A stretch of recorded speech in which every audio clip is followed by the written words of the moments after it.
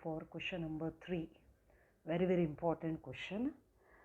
Following are the balance sheet of X Limited and Y Limited. You have two balance sheets.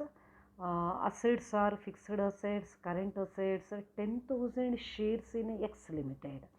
So this item is very important for us. Here amount you find in Y Limited balance sheet. So it means to say that Y Limited invested rupees 1,20,000 in a 10,000 shares of X Limited. So ಇದರ ಅರ್ಥ ಏನಂದರೆ why you ಎಕ್ಸಿನ ಶೇರ್ಸನ್ನು 10,000 ಶೇರ್ಸನ್ನು purchase ಮಾಡಿದೆ, ಅದರಲ್ಲಿ 1,20,000 invest ಮಾಡಿದೆ ಹೇಳಿ ಅರ್ಥ. So ಸರಿ ಅರ್ಥ ಮಾಡಿಕೊಳ್ಳಿ. Then a last item is preliminary expenses. It's a fictitious asset. It's a miscellaneous expenditure. So move on to liability side. So you have share capital of X Limited and Y Limited, general reserve, then a debenture, then creditors, and a last item added is which one? Workmen compensation fund. So ಇದೊಂದು ಐಟಮನ್ನು ನಾನೇ ನಿಮಗೆ ಅಲ್ಲಿ add ಮಾಡಿದ್ದು, ಯಾಕಂದರೆ ಆ adjustment ನಿಮಗೆ ಅರ್ಥ ಆಗಬೇಕು ಹೇಳಿ ಆ್ಯಡ್ ಮಾಡಿದ್ದು. ಕ್ವಶನ್ ಪೇಪರ್ ಇಲ್ಲಿ ಇಲ್ಲದದು, but I have added it. It's an important item. So requiring some information or requiring some explanation. Next go to adjustment. Fixed assets of X Limited and Y Limited are worth rupees 8,30,000 and 2,50,000 respectively. This is a market value or present value. Then goodwill of X Limited is valued at rupees 1,20,000 and Y Limited at rupees 40,000. So ಇಲ್ಲಿ goodwill valuation ಆದದು ಹೇಳ್ತಾ ಇದೆ. Balance ಶೀಟಲ್ಲಿ goodwill ಕಾಣ್ತಾ ಇಲ್ಲ, ಆದರೆ ಅಡ್ಜಸ್ಟ್ಮೆಂಟಲ್ಲಿ valuation ಆದ ಮಾಹಿತಿ ಇದೆ. So ಇದನ್ನು ನಾವು ಅನ್ರೆಕಾರ್ಡೆಡ್ ಅಸೆಟ್ ಹೇಳಿ ತಗೊಳ್ತೇವೆ. ಯಾವಾಗ ನಿಮಗೆ ಬ್ಯಾಲೆನ್ಸ್ ಶೀಟಲ್ಲಿ ಅಸೆಟ್ ಇರುವುದಿಲ್ಲೋ, ಅಡ್ಜಸ್ಟ್ಮೆಂಟಲ್ಲಿ ಅದರ ವ್ಯಾಲ್ಯೂಯೇಷನ್ ಎಷ್ಟು ಅಂತ ಮಾಡಿ ಕೊಟ್ಟಿರ್ತಾರೋ, it is called unrecorded asset. If you find any unrecorded asset, you have to consider it while calculating intrinsic value of the shares. Next, find out the intrinsic value of shares of both the companies. ಎರಡು ಕಂಪನಿಯ ಶೇರಿನ intrinsic value ನೋಡಿ ಹೇಳಿದ್ದಾರೆ. ಆಮೇಲೆ ನಾನೊಂದೇ sentence add ಮಾಡಿದೆ ನೋಡಿ ಅಲ್ಲಿ. when the liability against workmen compensation fund of Y Limited is estimated at rupees 10,000 ಅಂತೇಳಿ. ಇದ್ರ ಬಗ್ಗೆ ನಾನು ಎಕ್ಸ್ಪ್ಲನೇಷನ್ ಕೊಡ್ತೇನೆ. See, on the liability side, fund of X Limited is 50,000, fund of Y Limited is also how much? 50,000. ಇದೇನು ಅಂತೇಳಿ ಅರ್ಥ ಮಾಡುವ. It's a fund created to pay compensation to the workers or staff or employees. ವರ್ಕರ್ಸ್ಗಳಿಗೆ ಏನಾದರೂ work ಮಾಡುವ ಸಂದರ್ಭದಲ್ಲಿ ಏನಾದರೂ ಆದರೆ, ಸೊ ಅವರ ಕೈ ಕಾಲು ಆ ಥರ ಏನಾದರೂ ಏನಂದರೆ ಡಿಸೆಬಿಲಿಟಿ ಆದರೆ, ಸೊ ಪರಿಹಾರ ಕೊಡಲಿಕ್ಕೆ ಇರುವಂಥ ಫಂಡನ್ನು ವರ್ಕ್ ಮೆನ್ ಕಾಂಪನ್ಸೇಷನ್ ಫಂಡ್ ಅಂತೇಳಿ ಕರಿತೇವೆ. ಇದಕ್ಕೆ ಇನ್ನೊಂದು ಹೆಸರಿದೆ, ವರ್ಕ್ ಮೆನ್ ಆಕ್ಸಿಡೆಂಟ್ ಫಂಡ್ ಅಂತೇಳಿ ಕರೀತಾರೆ. Actually this fund amount belongs to workers. ಇದು ವರ್ಕರ್ಸ್ಗಳಿಗೆ ಹೋಗುವಂಥ ಫಂಡ್, ಶೇರ್ ಹೋಲ್ಡರ್ಸ್ಗಳಿಗೆ ಹೋಗೋ ಫಂಡಲ್ಲ ಇದು. ಆದ ಕಾರಣ ಇದನ್ನು ನಾವು ಔಟ್ಸೈಡರ್ಸ್ ಲಯಬಿಲಿಟಿ ಹೇಳಿ ತಗೊಳ್ಳುವಂಥದ್ದು. ಸಿ ಇಲ್ಲಿ debenture outsiders liability, this amount belongs to debenture holder. Then creditors is also what outsiders liability. So ಇದೇ ಥರ ವರ್ಕ್ಮೆನ್ ಕಾಂಪನ್ಸೇಷನ್ ಫಂಡ್ ಹೇಳುವಂಥದ್ದು ಔಟ್ಸೈಡರ್ಸ್ ಲಯಬಿಲಿಟಿ ಆಗಿ ಬರ್ತದೆ, ಶೇರ್ ಹೋಲ್ಡರಿಗೆ ಸಂಬಂಧ ಪಡದ ಐಟಮ್ ಆಗಿ ಬರ್ತದೆ. ಹಾಗಾದಿದ್ರೆ ಇಲ್ಲಿ ಬ್ಯಾಲೆನ್ಸ್ ಶೀಟಲ್ಲಿರುವ ಶೇರ್ ಕ್ಯಾಪಿಟಲ್ ಮತ್ತು ಜನರಲ್ ರಿಸರ್ವ್ ಇದು ಶೇರ್ ಹೋಲ್ಡರ್ಸ್ಗಳಿಗೆ ಹೋಗುವಂತಹ ಅಮೌಂಟ್ ಆಗುತ್ತದೆ, ಶೇರ್ ಹೋಲ್ಡರ್ಸ್ ಫಂಡ್ ಆಗಿ ಬರ್ತದೆ. ಇದು ನಾವು ಬೇರೆ ಬೇರೆ ಚಾಪ್ಟ್ರಲ್ಲಿ ನೋಡಿದ್ದೇವೆ ನಾವು, starting from amalgamation. Share holders fund ಆಗಿ ಬರುವಂಥದ್ದು ಇಲ್ಲಿ ಕ್ಯಾಪಿಟಲ್ ಮತ್ತು general reserve. Outsiders liabilities or debenture, creditor and workmen compensation fund. Next, workmen compensation ಫಂಡಿಗೆ ಸಂಬಂಧಪಟ್ಟ ಹಾಗೆ ಅಕೌಂಟಿಂಗ್ ಟ್ರೀಟ್ಮೆಂಟ್ ಏನಿರ್ತದೆ ಹೇಳಿದ್ರೆ, if there is any liability against the workmen compensation fund, you have to treat it as an outsiders liability. If there is no liability against workmen compensation fund, then you have to treat it as a shareholders fund. ಇದು accounting treatment. ಈಗ ನಮ್ಮ ಅಡ್ಜಸ್ಟ್ಮೆಂಟಿಗೆ ಬನ್ನಿ. ಅಲ್ಲಿ liability against workmen compensation fund of Y estimated at rupees 10,000 ಹೇಳಿ ಹೇಳ್ತಾ ಇದೆ. ಅಂದರೆ ವೈ ಕಂಪನಿಯ ವರ್ಕ್ಮೆನ್ ಕಾಂಪನ್ಸೇಷನ್ ಫಂಡಿಗೆ ಸಂಬಂಧಪಟ್ಟ ಹಾಗೆ ಲಯಬಿಲಿಟಿಯನ್ನು ಎಸ್ಟಿಮೇಟ್ ಮಾಡಿದಾರಂತೆ.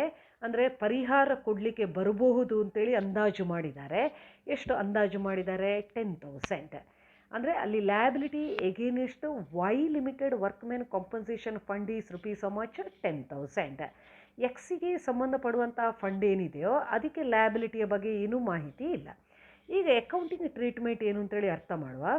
ಎಕ್ಸಿನ ವರ್ಕ್ಮೆನ್ ಕಾಂಪನ್ಸೇಷನ್ ಫಂಡಿಗೆ ಲ್ಯಾಬಿಲಿಟಿ ಇಲ್ಲದ ಕಾರಣ so you can treat it as share holder fund, you can give it to share holders. ಅದನ್ನು ಶೇರ್ ಹೋಲ್ಡರ್ಸ್ ಫಂಡ್ ಹೇಳಿ ಟ್ರೀಟ್ ಮಾಡೋದು. ಯಾವಾಗ ಲ್ಯಾಬಿಲಿಟಿ ಇರುವುದಿಲ್ವೋ so it should be treated as share holders fund. ವೈಯ compensation ಫಂಡಿಗೆ ಬರುವಾಗ ಅಲ್ಲಿ liability estimated ಎಟ್ ₹10,000 ಹೇಳಿ ಹೇಳ್ತಾ ಇದೆ. ಅಂದರೆ ಅದರಿಂದ ಪರಿಹಾರ ಕೊಡಲಿಕ್ಕೆ ಅಂದಾಜು 10,000 ಬರ್ಬೋದು ಅಂತೇಳಿ ಅಲ್ಲಿ ಏನಂದರೆ ಎಸ್ಟಿಮೇಟೆಡ್ ಅಮೌಂಟ್ ಕಾಣ್ತಾ ಇದೆ.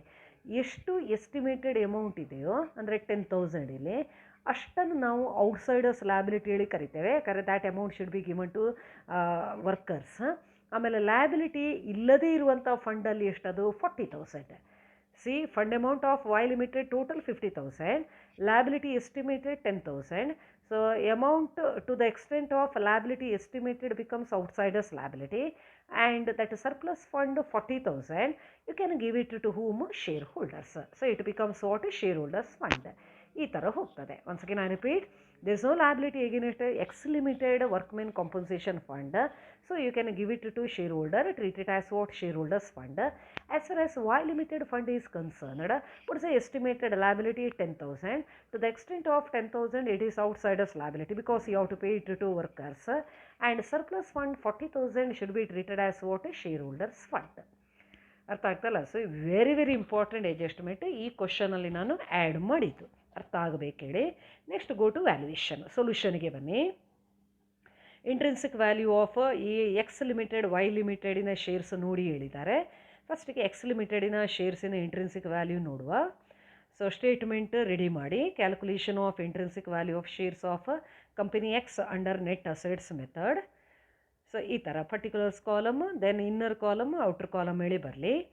So market value of assets excluding fictitious asset, your first step. So take up market values of the assets of X Limited. Fixed assets market value given in the adjustment, it is 8,30,000. Current assets market value not available, so take up balance sheet value, it is 4 lakh. ಆಮೇಲೆ X ಲಿಮಿಟೆಡಿನ item ಬೇರೆ ಯಾವುದು ಹೇಳಿದ್ರೆ preliminary expenses ಇರೋದು, ಅದು fictitious asset, ಸ್ಟೇಟ್ಮೆಂಟಲ್ಲಿ ಬರೀಬಾರ್ದು. ಆಮೇಲೆ ಅಡ್ಜಸ್ಟ್ಮೆಂಟಲ್ಲಿ ಯಾವುದಾದ್ರೂ ಅನ್ರೆಕಾರ್ಡೆಡ್ asset ಇದೆಯಾ ನೋಡಿ, ಇದೆ, ಗುಡ್ವಿಲ್ ಇದೆ. ಅನ್ರೆಕಾರ್ಡೆಡ್ ಅಸೆಟ್ ಅಂದರೆ asset which is not recorded in what? Balance sheet, which is not there in the balance sheet. Balance ಶೀಟಲ್ಲಿ ಇಲ್ಲದನ್ನು ಅನ್ರೆಕಾರ್ಡೆಡ್ ಅಸೆಟ್ ಹೇಳಿ ಕರಿತೇವೆ ನಾವು ಅಕೌಂಟೆನ್ಸಿಯಲ್ಲಿ. Here there is what? Goodwill, take up goodwill. ಹಾಗಾದರೆ ಈ 3 ಐಟಮು ಎಕ್ಸಿನ ಅಸೆಟ್ ಆಗಿ ಬರ್ತದೆ. ಅದನ್ನು ಟೋಟಲ್ ಮಾಡಿ ಔಟರ್ ಕಾಲಮಿಗೆ ತನ್ನಿ. Then go to second step. You minus present value of the outsiders liabilities. Outsiders liabilities X ಇದು ಬ್ಯಾಲೆನ್ಸ್ ಶೀಟಲ್ಲಿ ಯಾವುದಿದೆ ನೋಡಿ, ಅದರ ಪ್ರೆಸೆಂಟ್ ವ್ಯಾಲ್ಯೂ ಅಂದರೆ ಅಡ್ಜಸ್ಟ್ಮೆಂಟ್ ವ್ಯಾಲ್ಯೂ ಇದ್ದರೆ ಅದನ್ನು ತಗೊಳ್ಳಿ. Otherwise you take up balance sheet value. Debenture, creditors, debenture ಮತ್ತು creditors.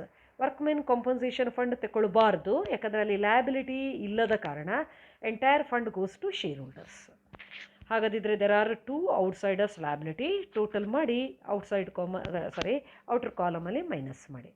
So answer net assets available for share holders. ಇಲ್ಲಿ ನಮ್ಗೆ ಬ್ಯಾಲೆನ್ಸ್ ಶೀಟಲ್ಲಿ ಶೇರ್ ಕ್ಯಾಪಿಟಲ್ ಹೇಳಿದೆ, ಅಂದರೆ ಹೆಸರಿಲ್ಲ, ಶೇರ್ ಹೋಲ್ಡರ್ಸಿಗೆ ಹೋಗುವಂಥ ನೆಟ್ ಅಸೆಟ್ಸ್ ಹೇಳಿ ತಗೊಳ್ಳಿ. ಸೊ ಅಲ್ಲಿ ಈಕ್ವಿಟಿಯ ಪ್ರಿಫರೆನ್ಸ್ ಅಂತೇಳಿ ಮಾಹಿತಿ ಇಲ್ಲದ ಕಾರಣ so your net assets belongs to whom? Share holders. Next X ಕಂಪನಿಯ ಶೇರ್ಸಿನ ಇಂಟ್ರೆನ್ಸಿಕ್ ವ್ಯಾಲ್ಯೂ ನೋಡುವ. Intrinsic value of shares of X company, net assets available for share holders divided by number of shares. How much net assets available? 9,50,000. What's the number of shares given in the balance sheet? Capital ನೋಡಿ, face value ನೋಡಿ. ಎಕ್ಸಿನ capital 6 lakh ಇದೆ, face value 10 ಇದೆ. 10 ಇದ್ದ ಕೂಡಲೇ ಎಷ್ಟಾಯಿತು? ಶೇರ್ಸಲ್ಲಿ 60,000 ಆಯಿತು. So what's the intrinsic value of X share? 15.83. ಇದೇ ಥರ ವೈಯ ಇಂಟ್ರೆನ್ಸಿಕ್ ವ್ಯಾಲ್ಯೂ ನೋಡಬೇಕು, ಇದೇ ಥರ ಹೋಗುತ್ತದೆ. ಆದರೆ ಇಲ್ಲಿ ಇಂಪಾರ್ಟೆಂಟ್ ಐಟಮಿಗೆ ಒಂದು ಇಂಟ್ರೆನ್ಸಿಕ್ ವ್ಯಾಲ್ಯೂ ನೋಡಿ ಮುಂದೆ ಸ್ಟೇಟ್ಮೆಂಟಿಗೆ ಹೋಗಬೇಕು. ಯಾವುದಂದರೆ ವೈ ಲಿಮಿಟೆಡಿನ ಇನ್ವೆಸ್ಟ್ಮೆಂಟನ್ನೊಮ್ಮೆ ನೋಡ್ಕೊಳ್ಳಿ. ವೈಯ ಬ್ಯಾಲೆನ್ಸ್ ಶೀಟಲ್ಲಿ ಅಸೆಟ್ ಸೈಡಲ್ಲಿ ಇನ್ವೆಸ್ಟ್ಮೆಂಟ್ ಹೇಳಿ 1,20,000 ಕಾಣ್ತಾ ಇದೆ. ಇದೇನೆಂದರೆ Y limited invested 1,20,000 in 10,000 shares of X limited. Actually ಇಲ್ಲಿ ಇನ್ವೆಸ್ಟ್ಮೆಂಟ್ ಹೇಳಿ ಐಟಮ್ ಬರಬೇಕಾದದ್ದು, ನಿಜವಾದ ಹೆಸರು ಆ ಥರ, ಆದರೆ ಕೊಟ್ಟಿಲ್ಲ. ಅದು ಅರ್ಥ ಆಗ್ತದೆ ನನಗೆ. Investment made by Y in 10,000 shares of X limited. How much amount invested? 1,20,000. 1,20,000 balance sheet amount. Book value. So ಇದರ ಮಾರ್ಕೆಟ್ ವ್ಯಾಲ್ಯೂ ಸಿಗುತ್ತದಾ? ಎಸ್, ಸಿಗುತ್ತದೆ. ಇಂಟ್ರೆನ್ಸಿಕ್ ವ್ಯಾಲ್ಯೂ ಸಿಗುತ್ತದಾ? ಸಿಗುತ್ತದೆ. So intrinsic value of shares ಹೋಗುವ ಮೊದಲು, ಸ್ಟೇಟ್ಮೆಂಟ್ ಮಾಡುವ ಮೊದಲು ಆ ಇನ್ವೆಸ್ಟ್ಮೆಂಟಿನ ಪ್ರೆಸೆಂಟ್ ವ್ಯಾಲ್ಯೂ ನೀವು ನೋಡಬೇಕಾಗ್ತದೆ. ಹೇಗೆ ನೋಡೋದು ಹೇಳಿ, ಇಲ್ಲಿ ಇದೆ, ಕ್ಯಾಲ್ಕುಲೇಷನ್ ಇದೆ ನೋಡಿ. Calculation of intrinsic value of shares of Y limited. ಅಲ್ಲಿಗೆ ಬಂದೆವು ನಾವು. ವರ್ಕಿಂಗ್ ನೋಟ್ ಕೊಟ್ಟಿದೆ ನೋಡಿ. Market value of investment of Y limited in 10,000 shares of X limited ಹೇಳಿ ವರ್ಕಿಂಗ್ ನೋಟ್ ಕೊಟ್ಟಿದೆ. ಸೊ ವರ್ಕಿಂಗ್ ನೋಟ್ ಆಗಿ ಮತ್ತೆ ಸ್ಟೇಟ್ಮೆಂಟಿಗೆ ಹೋಗಿ ಆಮೇಲೆ ವೈ ಶೇರಿನ ಇಂಟ್ರೆನ್ಸಿಕ್ ವ್ಯಾಲ್ಯೂ ನೋಡೋದು. ಸೊ ವೈ ಲಿಮಿಟೆಡ್ ಎಕ್ಸ್ ಲಿಮಿಟೆಡಿನ 10,000 ಶೇರ್ಸಲ್ಲಿ ಇನ್ವೆಸ್ಟ್ಮೆಂಟ್ ಮಾಡಿದೆ. ಅದರ ಬ್ಯಾಲೆನ್ಸ್ ಶೀಟ್ ಅಮೌಂಟ್ ಎಷ್ಟಿದೆ? ಬ್ಯಾಲೆನ್ಸ್ ಶೀಟಲ್ಲಿ ಎಷ್ಟು ಕಾಣ್ತಾ ಇದೆ amount? 1,20,000. It's called cost price, it's called book value. ಅದನ್ನು ಬುಕ್ ವ್ಯಾಲ್ಯೂ ಅಂತೇಳಿ ಕರಿತೇವೆ. ಈಗ ಇದರ ಪ್ರೆಸೆಂಟ್ ವ್ಯಾಲ್ಯೂ ನೋಡ್ಲಿಕ್ಕೆ ಆಗ್ತದೆ? ನಮಗೆ ಆಗ್ತದೆ. We can calculate the present value. ಅದಕ್ಕೆ ನಾವು ಈಗ ವರ್ಕಿಂಗ್ ನೋಟು ನೋಡ್ತಾ ಇರುವಂಥದ್ದು. 10,000 ಶೇರ್ಸಲ್ಲಿ ವೈ ಇನ್ವೆಸ್ಟ್ ಮಾಡಿದ್ದು. ಸೊ ಈಗ ಎಕ್ಸಿನ ಶೇರಿನ ಇಂಟ್ರೆನ್ಸಿಕ್ ವ್ಯಾಲ್ಯೂ ಆಲ್ರೆಡಿ ನೋಡಿ ಆಯಿತು, 15.83. ಅದನ್ನು ಮಲ್ಟಿಪ್ಲೈ ಮಾಡಿ. 10,000 shares into intrinsic value of shares of X. ಆಗ ಬರುವ ಅಮೌಂಟ್ 1,58,300. ಇದನ್ನು ವೈ ಕಂಪನಿಯ ಇನ್ವೆಸ್ಟ್ಮೆಂಟಿನ ಪ್ರೆಸೆಂಟ್ ವ್ಯಾಲ್ಯೂ ಹೇಳಿ ಕರಿತೇವೆ. So Y company 10,000 shares of X ಕಂಪನಿಯಲ್ಲಿ ಹಣ ಇನ್ವೆಸ್ಟ್ಮೆಂಟ್ ಮಾಡಿದೆ. ಬ್ಯಾಲೆನ್ಸ್ ಶೀಟಲ್ಲಿ ಅದರ ಅಮೌಂಟ್ 1,20,000 ಇದೆ. It's A book value. So ಅದರ ಪ್ರೆಸೆಂಟ್ ವ್ಯಾಲ್ಯೂ ಅಥವಾ ಮಾರ್ಕೆಟ್ ವ್ಯಾಲ್ಯೂ ಅಥವಾ ಇಂಟ್ರೆನ್ಸಿಕ್ ವ್ಯಾಲ್ಯೂ ಈಗ ನೋಡಿದೆವು ವರ್ಕಿಂಗ್ ನೋಟ್ ಮೂಲಕ. It's a much 1,58,300. ನೆಕ್ಸ್ಟ್ ನಾವು ಯಾವುದಕ್ಕೆ ಬರುವ? ಸ್ಟೇಟ್ಮೆಂಟಿಗೆ ಬರುವ. ಈಗ ವೈ ಕಂಪನಿಯ ಶೇರ್ಸಿನ ಇಂಟ್ರೆನ್ಸಿಕ್ ವ್ಯಾಲ್ಯೂ ನೋಡ್ತಾ ಇದ್ದೇವೆ. ಸೊ ಇದೊಂದು ಸೆಂಟೆನ್ಸ್ ಅಗತ್ಯ ಇಲ್ಲ ಮಕ್ಕಳೇ, ಇದು ಅದು ಬರಬಾರ್ದಿತ್ತಲ್ಲಿ. Anyway, so go to your statement. Market value of ಅಥವಾ present value of assets excluding fictitious asset. So ಯಾವುದೆಲ್ಲ ಇದೆ? ಬ್ಯಾಲೆನ್ಸ್ ಶೀಟಿಗೊಮ್ಮೆ ಬರುವ ನೋಡ. ಸೊ ವೈ ಲಿಮಿಟೆಡಿನ ಬ್ಯಾಲೆನ್ಸ್ ಶೀಟಲ್ಲಿ ಫಿಕ್ಸ್ಡ್ ಅಸೆಟ್ ಇದೆ, ಕರೆಂಟ್ ಅಸೆಟ್ ಇದೆ, ಇನ್ವೆಸ್ಟ್ಮೆಂಟ್ ಇದೆ. ಪ್ರಿಲಿಮಿನರಿ ಎಕ್ಸ್ಪೆನ್ಸಸ್ ಬರೀಬಾರ್ದು. ಆಮೇಲೆ ಅನ್ರೆಕಾರ್ಡೆಡ್ ಅಸೆಟ್ ಆಗಿ ಯಾವುದಿದೆ? ಗುಡ್ವಿಲ್ ಇದೆ. ಅಂದರೆ 4 ಐಟಮ್ ಇದೆ. ಸೊ 4 ಐಟಮಿನ ಮಾರ್ಕೆಟ್ ವ್ಯಾಲ್ಯೂ ಬರೆಯುವಂಥದ್ದು. Fixed asset market value, then current asset market value ನೋಡ್ತಾ ಇರೋ ಬ್ಯಾಲೆನ್ಸ್ ಶೀಟ್ ವ್ಯಾಲ್ಯೂವೇ ತಗೊಳ್ಳಿ. ಗುಡ್ವಿಲ್ ಅನ್ರೆಕಾರ್ಡೆಡ್ ಅಸೆಟ್, ಇನ್ವೆಸ್ಟ್ಮೆಂಟ್ ಅದರದ್ದು ಮಾರ್ಕೆಟ್ ವ್ಯಾಲ್ಯೂ ಅಥವಾ ಪ್ರೆಸೆಂಟ್ ವ್ಯಾಲ್ಯೂ ನಾವು ನೋಡಿದ್ದೀಗ ಅದನ್ನೇ ತಗೊಳ್ಬೇಕು. ಟೋಟಲ್ ಮಾಡಿ. Then you minus present value of outsiders liability. Careful ಇಲ್ಲಿ. ವೈ ಲಿಮಿಟೆಡಿನ ಬ್ಯಾಲೆನ್ಸ್ ಶೀಟಲ್ಲಿ ಔಟ್ಸೈಡರ್ಸ್ ಲಯಬಿಲಿಟೀಸ್ ಡಿಬೆಂಚರ್ ಇದೆ, ಕ್ರೆಡಿಟಾರ್ ಇದೆ. ಆಮೇಲೆ ವರ್ಕ್ಮೆನ್ ಕಾಂಪನ್ಸೇಷನ್ ಫಂಡ್ ಲಯಬಿಲಿಟಿ ಎಷ್ಟು ಅಂತೇಳಿ ಅಡ್ಜಸ್ಟ್ಮೆಂಟಲ್ಲಿ ಹೇಳ್ತದ ಅಷ್ಟು outsiders liability. So there are 3 items: debenture, creditor, workmen compensation fund to the extent of liability.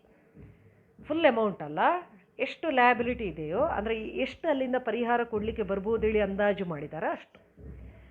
ಅರ್ಥ ಆಗ್ತಲ್ಲ? ಇದು ಎಕ್ಸ್ ಕಂಪನಿಯ ವ್ಯಾಲ್ಯೂಯೇಷನ್ಗೆ ಬಂದಿಲ್ಲ ಆಯಿತು, ಯಾಕಂದರೆ ಅಲ್ಲಿ ಲಯಬಿಲಿಟಿ ಇಲ್ಲ. ಲಯಬಿಲಿಟಿ ಇಲ್ಲದ ಕೂಡಲೇ fund belongs to share holders. So this about your 3 outsiders liability. Total outer column, find out net assets. So intrinsic value of shares of Y limited, net assets available for share holder divided by number of shares. ವೈಯ balance ಶೀಟಲ್ಲಿರುವಂಥ capital ನೋಡಿ 3 lakh. Face value how much? 10. What's the number of shares? Number of shares issued by Y Limited to raise capital 30,000. So what's the intrinsic value? 15.61. So this is about your third problem solution. Be careful here. So please understand that working note.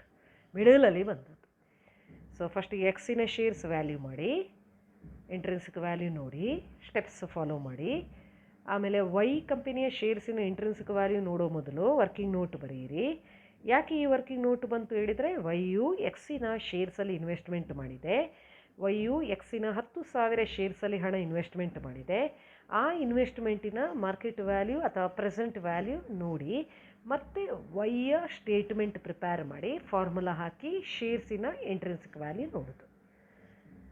So important ಕ್ವಶನ್ನ, ಸುಮಾರು ಸಲ repeat ಆದ question. Thank you students.